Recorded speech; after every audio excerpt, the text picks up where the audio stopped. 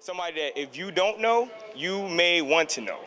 Because I'm standing here with Dei Lynam, and she's definitely one of the best in this city, maybe in the business when it comes to NBA analysis and stats. And I'm actually a little taken aback by being able to stand next to her because she reports on my favorite team, which is the Philadelphia 76ers. So that's the first thing that I'm going to ask about is what do you see going forward with the new season with Lou Williams being at the helm? How do you see this working for the Sixers this season?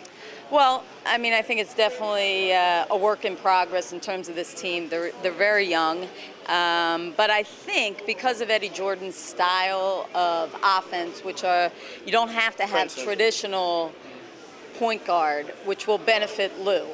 And we're all assuming Lou's going to be that starting point guard. Obviously, he's going to have to earn it, but he seems to be the incumbent now that Andre Miller's gone. And I think, you know what, he's put in a lot of hard work. I told him I've loved him being that scoring sixth man for the last 4 years, and I think we might miss a little of that. But he said he's ready for new challenges, and I'm looking forward to seeing what he does with it.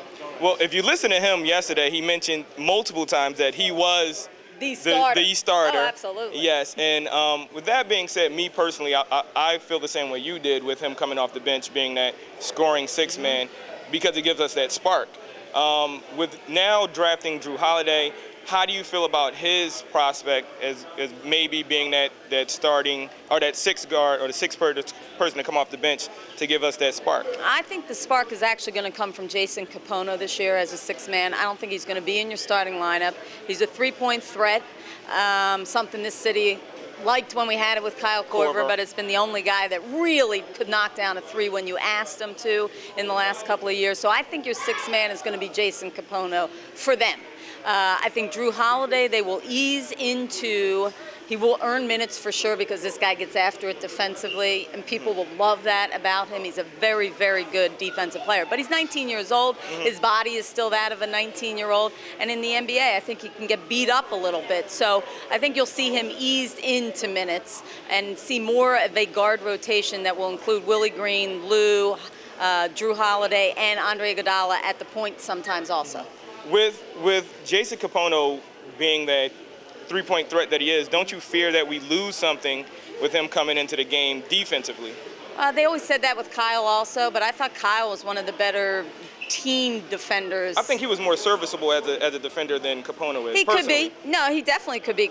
But Capono's a little bigger than Kyle, so you could also get where he's playing guys who are slightly slower than the guys that Kyle had to defend. But people always worry about that. But if Capono had both the offense that he does have and the defense, he'd be an all-star. So this is true. Yeah, when it comes to six men, you're suffering at some point or giving up a little something when they come on the floor, and that's why you have the other guys, somebody else is helping him pick up for something that isn't his strength.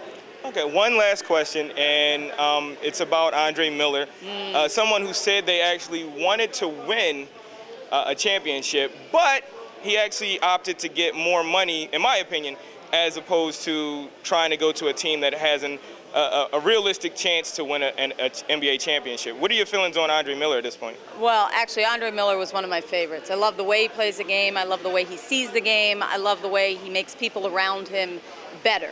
And he did that in his time here.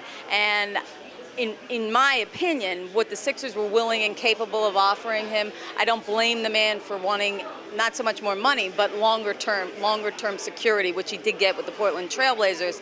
And at this point, the Trailblazers, who won 54 games last year, are slightly closer in most people's eyes to winning a championship than where the Sixers are. So Andre Miller may have made the decision to do that. Maybe my heart said something else. That's just my issue. It's my own issue because it's my heart thinking, not my mind. But again, I want to thank you for allowing me this opportunity. It's Blast Off Beat for Blasphemy TV with Dei Lynam, and catch you next time.